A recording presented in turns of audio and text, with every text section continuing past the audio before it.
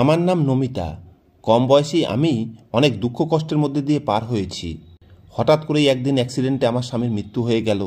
স্বামীর এভাবে আমাকে ছেড়ে চলে যাওয়ার পরেও আমি আমার শ্বশুরবাড়িতেই থাকি। এখন আমার বয়স 25 বছর। এত কম বয়সে আমার একলা হয়ে যাওয়া আমার জন্য খুবই বেদনাদায়ক। কিন্তু এই দুঃখের সময় শ্বশুরবাড়ির লোকেরা আমাকে অনেক সাপোর্ট করেছিল। তারা আমাকে এই কষ্ট অনুভব হতে দেয়নি। 3 মাস আগেই আমার ছোট দেওরের বিয়ে হয়ে বাড়িতে ছোট বউ এসেছে। ছোট বউয়ের ব্যবহার আমার সাথে খুব ভালো ছিল, আর আমি ওকে বাড়ির কাজে খুব সাহায্য করতাম। এই কারণে ওর আমাকে নিয়ে কোনো অসুবিধা ছিল না। গত 3 মাসে আমরা দুজন বোনের মতো খুব ভালো বন্ধু হয়ে গেছিলাম। একদিন আমার ছোট যা আমার ঘরে এলো। আমার মনে হলো ও হয়তো প্রতিদিনের মতো কথা বলতে এসেছে, কিন্তু সেই দিন ও এসেই বলল, চলো তাড়াতাড়ি করে নিজের ব্যাগ গুছিয়ে নাও, আমার বড় দাদার বিয়ে আছে, তাই তোমাকেও আমার সাথে 10 দিনের জন্য আমার বাবার বাড়িতে যেতে হবে। আমি বললাম, রূপা, তুমি আমাকে নিজের বোনের মতো মনে করো, এটা আমি জানি, কিন্তু তুমি নিজেই একবার ভাবো, তোমার বাবার বাড়িতে শুভ কাজ হতে চলেছে। এই রকম সময় আমার মতো বিধবাকে সেখানে নিয়ে যেও না। আমার মতো অপয়াকে সেখানে নিয়ে গেলে কোনো শুভ কাজ হবে না। আমি রূপাকে অনেক বোঝালাম, কিন্তু ও কিছুতেই আমার কথা শুনতে রাজি হচ্ছিল না। বরং ও বলছিল, এগুলো সব কুসংস্কার, এরকম কিছুই হয় না। তুমি ব্যাস আমার সাথে আমার দাদার বিয়েতে চলো। তুমি গেলে আমিও কিছুটা শান্তিতে থাকতে পারবো। রূপার 2জন ভাই ছিল, একজন ওর দাদা আর একজন ওর ভাই। এখন ওর দাদার বিয়ে হচ্ছিল, তাই আমার শ্বশুর শাশুড়িও আমাকে রূপার সাথে যাওয়ার জন্য জোর করলেন। তারা বললেন, তুমি যাও, সেখানে লোকজনের সাথে মিশলে তোমার মন ভালো থাকবে। শ্বশুর শাশুড়ির কথায় আমাকে রূপার সাথে যেতে হলো। যখন রূপার বাবার বাড়িতে পৌঁছালাম, তখন সেখানে উপস্থিত সকলেই আমার সাথে কথা বলছিল, আমি কেমন আছি জিজ্ঞেস করছিল। রূপার বাবার বাড়ির কেউই আমার সাথে খারাপ ব্যবহার করেনি। যেমন যেমন সন্ধ্যা হতে লাগলো, বাড়ির সবার মুখে খুশি ফুটে উঠতে লাগলো, কেননা রূপার ছোট ভাই দাদার বিয়ের উপলক্ষে মুম্বাই থেকে আসছে। সুনীল মুম্বাইতে পড়াশোনা করত, আর গত 2 বছর থেকে বাড়িতে আসতে পারেনি। এই কারণে সবাই ওকে দেখার জন্য উৎসুক হয়েছিল। সন্ধ্যা 7টা বাজলে বাড়ির সামনে একটা গাড়ি এসে থামল, আর সবাই তাকে দেখার জন্য দৌড়ে বাইরে এলো। সবার উৎসুকতা দেখে আমিও সুনীলকে দেখার জন্য বাইরে বেরিয়ে এলাম।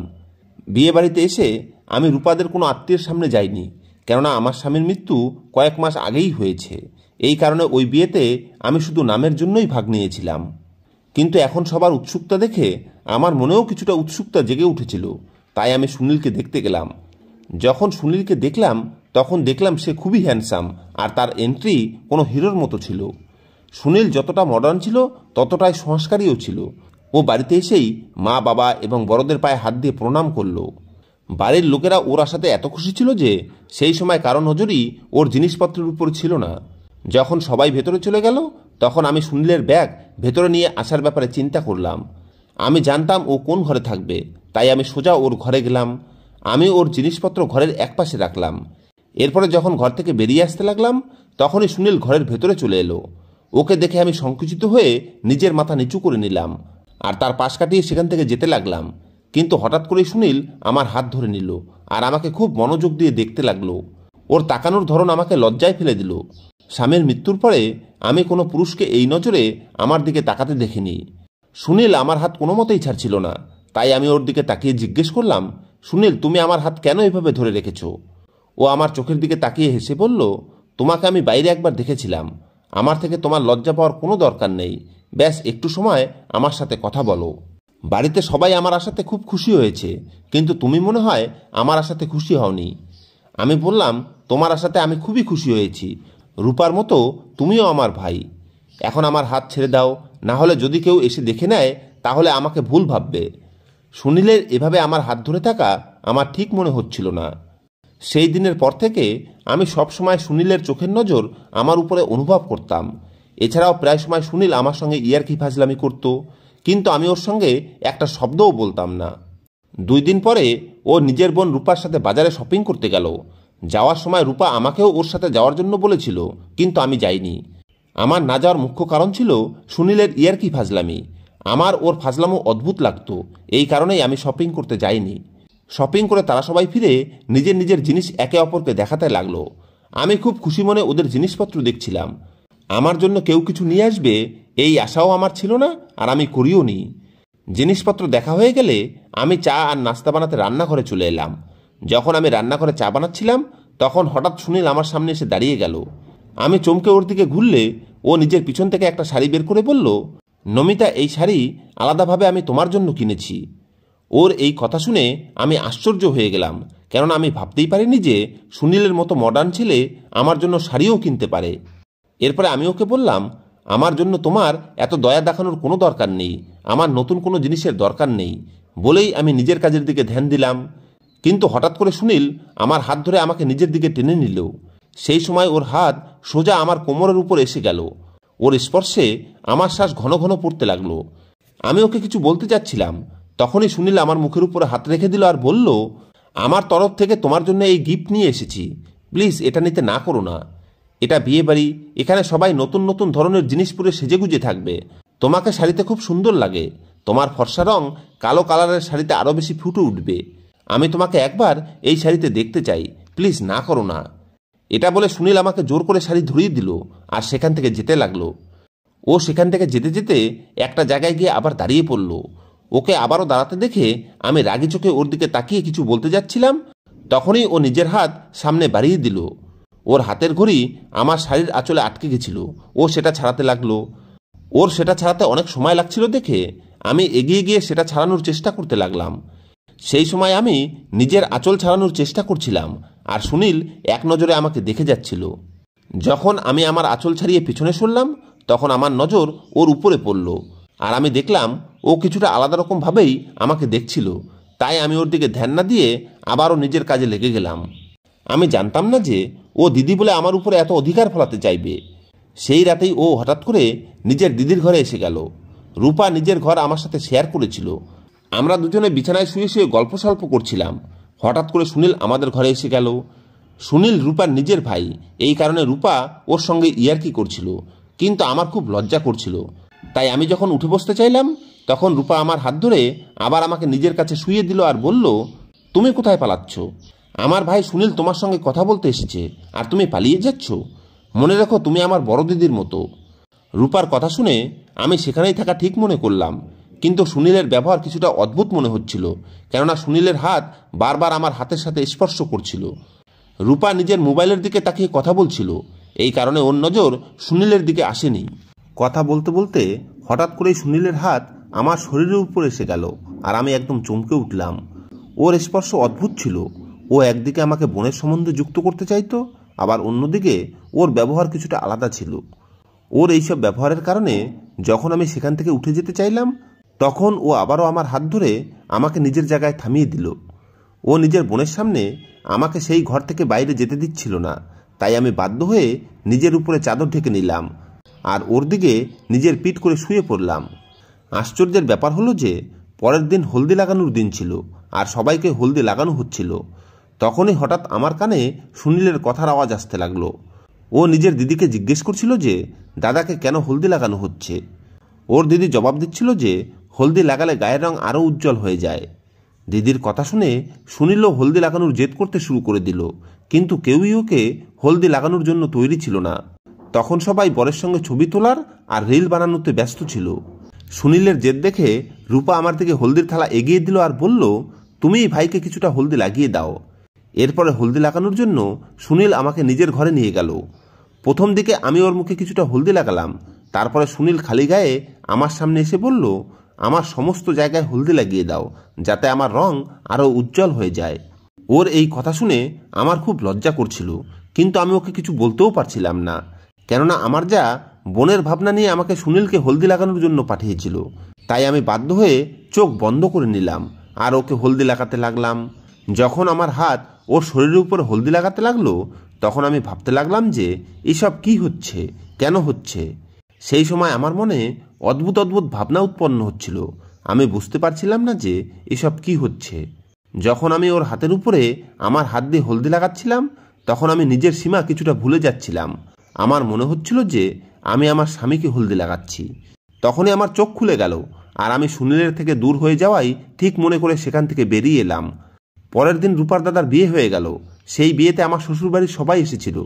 বিয়ে শেষ হওয়ার সাথে সাথে আমি শ্বশুরবাড়িতে যেতে চাইলাম, কিন্তু রূপা আমাকে আবারও আটকে দিল আর বলল, আরও কিছুদিন আমাদের এখানে থেকে যাও, সমস্ত অতিথি যেহেতু চলে যাবে, তাই সমস্ত কাজ আমার আর আমার মায়ের উপর এসে যাবে। তুমি এখানে থাকলে আমাদের কিছুটা সাহায্য হবে। শাশুড়ি মাও বললেন, তুমি ছোট বৌমার সাহায্য করার জন্য আরও কিছুদিন থেকে যাও। শাশুড়ির কথার কারণে আমাকে আবারও সেখানে থাকতে হলো। বিয়ের 2 দিন পরে রূপা নিজের মা বাবা আর দাদা বৌদির সাথে ভগবান দর্শনের জন্য গিয়েছিল। তারা সবাই 3 দিনের জন্য বাইরে গিয়েছিল। এই সময় আমি একলাই সুনীলের সাথে বাড়িতে ছিলাম। রূপা আমাকে কেন সেখানে আটকে রেখেছিল সেটা কোনো মতেই আমার মাথায় আসছিল না। ও যেহেতু কাজ করার জন্য আমাকে আটকে ছিল, তাই আমি বাড়ির অনেক কাজ গুছিয়ে নিয়েছিলাম। সেই দিন সকাল সকাল ঘুম থেকে উঠে আমি বাড়ি পরিষ্কার করতে শুরু করে দিয়েছিলাম। সুনীল সকাল 8টার সময় ঘুমিয়ে উঠেছে দেখে আমি ওর জন্য নাস্তা বানাতে রান্নাঘরে গেলাম। নাস্তা তৈরি করার সময় সুনীল ফ্রেশ হয়ে আমাকে কাজে সাহায্য করার জন্য যখন রান্নাঘরে এলো, তখন হঠাৎ করেই আমার পা পিছলে গেল আর আমি সুনীলের উপরে পড়ে গেলাম। আমার পড়ে যাওয়ার কারণে ও কোমরে খুব চোট পেয়েছিল। আমার কারণে যেহেতু ও চোট পেয়েছিল, তাই আমি ওকে ধরে ওর ঘরে নিয়ে গেলাম। এরপরে ওকে ব্যথায় কষ্ট পেতে দেখে আমি ওকে গরম তেল দিয়ে মালিশ করতে লাগলাম। আমার মালিশ করাতে ওর কিছুটা আরাম অনুভব হচ্ছিল। আমি ওকে মালিশ করতে করতেই সুনীল চুপচাপ ঘুমিয়ে গেল। ওর ব্যথার কারণে আমার খুব খারাপ লাগছিল, তাই ও যতক্ষণ অবধি ঘুমিয়েছিল আমি ওর বিছানার উপরেই বসে থাকলাম। এভাবে বসে থাকতে থাকতে আমি ঘুমিয়ে গেছিলাম। কিছু সময় পরে হঠাৎ করে আমার অনুভব হলো যে আমার কোলে কেউ ঘুমিয়ে আছে। তাড়াতাড়ি করে চোখ খুলে দেখলাম সুনীল আমার কোলে শুয়ে আছে। আমি বুঝতে পারছি না যে ও আমার সাথে এরকম কেন করছে, তাই আমি তাড়াতাড়ি করে ওকে নিজের কোল থেকে সরানোর চেষ্টা করলাম। আমার চেষ্টা করার সময় ও জেগে উঠলে আমি বললাম, সুনীল, এসব কি? তুমি এভাবে কেন ঘুমাচ্ছ? দয়া করে আমার থেকে দূরে সরে যাও, আমার এসব ঠিক মনে হচ্ছে না। তখন সুনীল বলল, নমিতা, এটা আমার তোমাকে ধন্যবাদ জানানোর পদ্ধতি। আমি তোমাকে মন থেকে ধন্যবাদ জানাচ্ছি, অন্য কিছু না। আমি এটা বুঝতে পেরে গেলাম যে ওর ব্যথা অনেকটা কমে গেছে, কিন্তু ওর এই ব্যবহার আমার খুব অদ্ভুত লাগছিল। এখন তো আমার এই সন্দেহ হচ্ছিল যে ও আমার হাতে মালিশ করানোর জন্য কোনো নাটক করছে না তো। এসব ভেবে আমি ওকে নিজের কাছ থেকে দূরে করলাম আর নিজের ঘরে চলে গেলাম। পরের দিন আমি সকাল থেকে কাজ করার কারণে কাপড়ে ধুলো ময়লা লেগেছিল, তাই আমি নিজের ঘরে গিয়ে ফ্রেশ হওয়ার জন্য শাড়ি চেঞ্জ করার কথা ভাবলাম। এরপরে আমি যখন ঘরে বসে শাড়ি পরছিলাম, তখন হঠাৎই সুনীল আমার ঘরে এসে গেল। কিন্তু আমাকে চেঞ্জ করতে দেখেও ও নিজের চোখ সরাচ্ছিল না, তাই আমি তাড়াতাড়ি করে বাথরুমে ঢুকে নিজের কাপড় বদলে নিলাম। এরপরে আমি বাথরুম থেকে বাইরে বেরিয়ে দেখলাম সুনীল তখনও সেই ঘরে আমার অপেক্ষা করছিল। আমাকে দেখেই ও আমার কাছে চলে এলো। তারপরে সুনীল বলল, তোমাকে তো এই শাড়িতে খুব সুন্দর লাগছে। সেই সময় সুনীল আমাকে একটা আলাদা চোখে দেখতে শুরু করলো আর ধীরে ধীরে আমার কাছে আসতে লাগলো। আমার ওর তাকানো দেখে ভয় লাগতে শুরু করেছিল। এই কারণে আমি 2 পা পিছিয়ে গিয়ে বললাম, সুনীল, হঠাৎ করে তুমি আমার ঘরে কেন এসেছো? তুমি কি এখানে আমার সৌন্দর্যের প্রশংসা করতে এসেছো, নাকি তোমার অন্য কোনো কাজ আছে? আমার কথা শুনে সুনীল বলল, কাজ তো অনেক ছিল, কিন্তু তোমাকে দেখে আমি আমার সমস্ত কাজ ভুলে গেছি নমিতা। তুমি সত্যিই অসাধারণ সুন্দরী। ওর এরকম কথা শুনে আমি খুব ঘাবড়ে গেলাম, কিন্তু আমি সাহস করে ওকে বললাম, তুমি এটা কি ধরনের কথা বলছো? তুমি আসলে কি বলতে চাইছো? সুনীল হেসে বলল, কিছুই না, আমি তো মজা করছিলাম। আমার খিদে পেয়েছে, যদি তুমি আমাকে খাবার খেতে দাও তাহলে আমার খিদে মিটতে পারে। তুমি কি আমাকে খাবার বেড়ে দেবে, নাকি আমি আমার খিদে অন্য কোনোভাবে পূরণ করব? সুনীলের এই কথার উপরে আমি জোরে চিৎকার করে বললাম, সুনীল, এসব কি ধরনের কথা বলছো তুমি? সুনীল এইবার আমাকে সরি বলল। আমি নিজেকে অনেক কষ্টে সামলে নিয়ে ওকে খাবার বেড়ে দিয়ে নিজের ঘরে ফিরে এলাম। এরপরে সেই রাতে সুনীল আমার সাথে এমন কিছু করলো যেটার ব্যাপারে আমি কখনো স্বপ্নেও কল্পনা করিনি। সেই রাতে আমি আমার স্বামীর কথা মনে করে খুব কান্না করেছিলাম, কিন্তু আমার কান্না শোনার মতো কেউ ছিল না।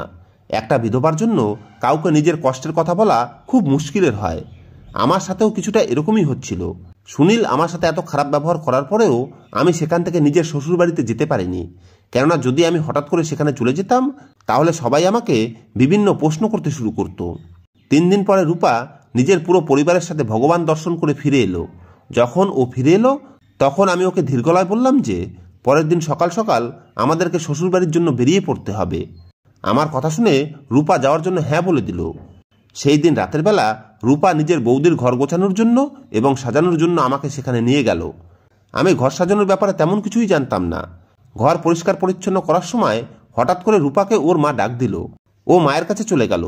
রূপা চলে যাওয়ার পরে আমি একলাই ঘর পরিষ্কার করছিলাম। তখনই নতুন বউ ঘরে এলো আর সে শক্ত করে আমার হাত ধরে নিল আর বলল, এই অপয়া মেয়ে, তুই আমার ঘরে কি করছিস? আজকে তুই আমার জিনিসপত্র ছুঁয়ে আমার ঘরকে অপবিত্র করে দিয়েছিস। তোর লজ্জা করেনি আমার ঘরে ঢুকতে? ওর এই কথা শুনে আমার চোখে জল এসে গেল। সেই সময়ে সুনীল সেই ঘরে এসে গেল। এরপরে যখন ওই নতুন বউ আমার উপরে হাত উঠানোর চেষ্টা করলো, তখন সুনীল তার হাত শক্ত করে ধরে নিল আর বলল, বৌদি তুমি এটা কি করছো? তুমি কার সাথে কি ব্যবহার করছো তার আইডিয়া আছে তো তোমার? সুনীল আমার কারণে নিজের বৌদির সাথে খুব রুক্ষ স্বরে কথা বলছিল। ওর এরকম খারাপ ব্যবহার দেখে নতুন বউ বলল, সুনীল তোমার কি মনে হয় যে আমি তোমার কাজ কারবার বুঝতে পারবো না? বিয়ের দিন থেকেই দেখছি তুমি এই বিধবা মহিলাকে কি নজরে দেখো। আমি সব বুঝি। আমি এই ধরনের মেয়েদেরকে খুব ভালোভাবেই চিনি। এই ধরনের মেয়েরা পিছন দরজা দিয়ে আসে আর সব কিছু নষ্ট করে দেয়। আর তুমি এই বিধবা মহিলার জন্য আমার সাথে এইরকমভাবে কথা বলছো কেন? এটা তো আমি খুব ভালোভাবেই বুঝতে পারছি যে তোমাদের দুজনের মধ্যে কি সমস্ত চলছে। তার কথা শুনে আমি ভাবতে লাগলাম যে সত্যিই কি সুনীল আমাকে অন্য কোনো নজরে দেখে? এমনিতেই তার ব্যবহার আমাকে খুব অস্বস্তিতে ফেলে রেখেছিল। নতুন বউয়ের কথা শুনে সুনীল তার উপরে জোরে চিৎকার করে বলল, তুমি আমার ধৈর্যের পরীক্ষা নিও না বৌদি, আর এই ধরনের ফালতু কথা একদম বলো না। সুনীলের চিৎকারের আওয়াজ বাড়ির সবার কানেই পৌঁছে গেছিল, তাই বাড়ির সবাই সেই ঘরের মধ্যে চলে এলো। সবার সামনে নতুন বউ কোনো কিছু বলতে একটুও সংকোচ বোধ করেনি। সে বলতে লাগলো, 2 দিন বাড়ির লোক তোমাকে এই মেয়ের সাথে সময় কাটানোর পুরো সুযোগ দিয়েছিল, আর তুমি এই 2 দিন কি করেছো সেটা তো এখন বোঝাই যাচ্ছে। তার কথা শুনে সুনীল বলল, বৌদি তুমি সত্যিই ভীষণ অসভ্য। তোমাকে বৌদি বলতেও আমার ঘৃণা হচ্ছে। এ তোমার থেকে অনেক গুণ বেশি সংস্কারী। এ তোমার মতো অভদ্র নয়। আর মনে রেখো, এখন থেকে নমিতাকে বিধবা বলো না। ওকে নিজের করে নেওয়ার মতো লোক এখনও জীবিত আছে। আমি নমিতাকে আমার জীবনসাথী হিসেবে পেতে চাই, কিন্তু আমি ওর উত্তরের অপেক্ষা করছি। কালকে রাতে সুনীল আমার সাথে যা কিছু করেছিল সেটা আমার মনে স্পষ্ট রূপে ভেসে উঠল। ও বলেছিল যে ও আমাকে পছন্দ করে আর আমাকে বিয়ে করতে চায়। রূপা বলল যে সুনীল আমাকে আগেই বলেছিল ও তোমাকে পছন্দ করে। আমি আমার ভাইকে সমর্থন করি, কেননা ওর পছন্দ একদম সঠিক। ও একটা ভালো এবং নম্রভদ্র মেয়েকে নিজের স্ত্রী রূপে পছন্দ করেছে। এ কথা শুনে আমি বললাম যে আমি বিয়ে করতে পারবো না, কেননা আমার মনে শুধু আমার স্বামীই আছে, আর আমি আমার থেকে কম বয়সী ছেলের সাথে কিভাবে বিয়ে করতে পারি। রূপা আমাকে বোঝানোর চেষ্টা করলো যে নমিতা, ভালোবাসায় বয়স কোনো বাধা হয় না। দেখো তুমি এত কম বয়সে বিধবা হয়ে গেছো, এতে না তোমার কোনো দোষ আছে আর না তো তোমার কোনো ভুল আছে। নমিতা, আমার মনে হয় তোমার এখন বিয়ে করে নেওয়া উচিত, কেননা যদি তুমি একলা থাকো তাহলে কোনো না কোনো পুরুষ তোমার উপরে খারাপ নজর দেবে। তুমি সমস্ত পুরুষের খারাপ নজর থেকে নিজেকে বাঁচাতে পারবে না। যদি তোমার সাথে কোনো সাথী থাকে তাহলে সে তোমাকে সমস্ত সংকট থেকে বাঁচিয়ে নেবে। সুনীল তোমাকে সত্যিকারের মন থেকে ভালোবাসে। যখন থেকে তুমি বাড়িতে এসেছো, সুনীল সবসময় তোমাকে হাসানোর চেষ্টা করেছে। ও সবসময় তোমাকে বোঝানোর চেষ্টা করতো যে তোমারও আনন্দে জীবন কাটানোর অধিকার আছে। ও কখনোই তোমার উপরে খারাপ নজর দেয়নি। ও যে ইয়ার্কি ফাজলামি তোমার সাথে করতো সেটা ওর ভালোবাসারই প্রকাশ ছিল। সুনীল নিজের মা বাবাকে পরিষ্কার শব্দে বলে দিয়েছিল যে ও আমাকে ছাড়া আর কাউকেই বিয়ে করবে না। যখন আমি হ্যাঁ বললাম, তার পরের দিনই সুনীল আমাকে বিয়ে করে নিল। তারপরে ও আমাকে নিয়ে মুম্বাই চলে এলো। কিছুদিন পরে ওর মা বাবা ওকে ফোন করলো আর বলল যে তারা আমাদের কাছে থাকার জন্য আসতে চায়। ওর মা বাবা আমাদের বিয়ে মেনে নেয়নি, তাই তারা তাদের বড় বৌমার সমর্থন করেছিল। কিন্তু কিছুদিনের মধ্যেই বড় বউ নিজের শ্বশুর শাশুড়িকে নিজের আসল রূপের সাথে পরিচয় করিয়ে দিয়েছিল, আর সে তাদের দেখাশোনা করতে পরিষ্কার শব্দে না করে দিল। তাই ওর বাবা মা এখানে আসতে চাইছিল। সুনীল বাবা মায়ের ফোন পেয়ে তাদের আমাদের এখানে নিয়ে এলো। আমি কখনোই আমার শ্বশুর শাশুড়িকে তিরস্কার করিনি, বরং তাদের নিজের মা বাবার মতো সামলাতে শুরু করে দিয়েছিলাম। আজকে আমি সুনীলের সাথে খুব হাসি খুশি জীবন কাটাচ্ছি। এখন আমি বুঝতে পেরেছি যে সত্যিকারের ভালোবাসায় না তো কোনো বয়স থাকে আর না তো সৌন্দর্যের। যেখানে হৃদয় মিলে যায় সেখানে প্রিয়জনের দুর্বলতা একা একাই শেষ হয়ে যায়। বন্ধুরা, তোমাদের এই গল্পটা কেমন লেগেছে কমেন্ট করে অবশ্যই জানাবে। ধন্যবাদ।